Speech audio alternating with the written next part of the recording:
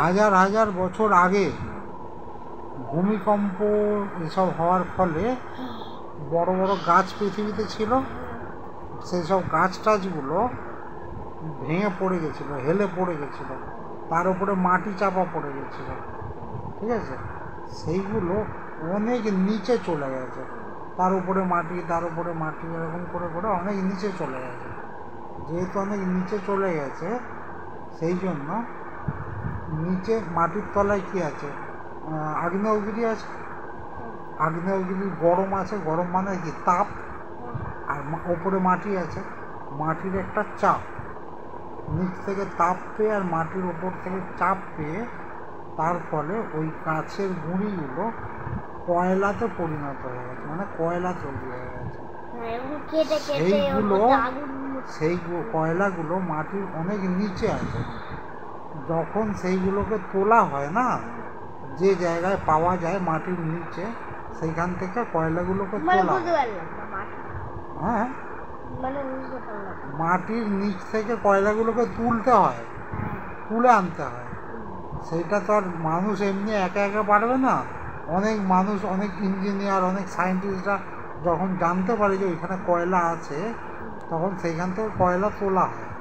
কয়লা যে তোলে সেইটাকে বলা হয় কয়লার খনি, ঠিক আছে?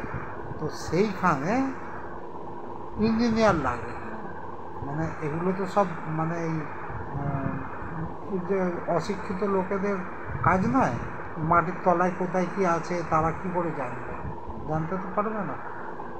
ইঞ্জিনিয়ার, সায়েন্টিস্ট, ওরা রিসার্চ করে বের করে যে এখানে এই আছে, এখানে তেল আছে, এখানে কয়লা আছে, এখানে সোনা আছে, প্রচুর রকমের খনিজ পদার্থ পাওয়া যায়, ঠিক আছে? অনেক রকমের।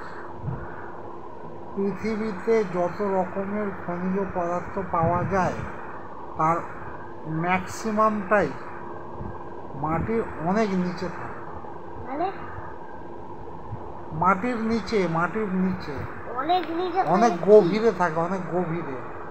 মাটি কাটতে কাটতে কাটতে কাটতে, পাথর কাটতে কাটতে তবে অনেক ভেতর থেকে পাওয়া যায়, বুঝতে পেরেছিস?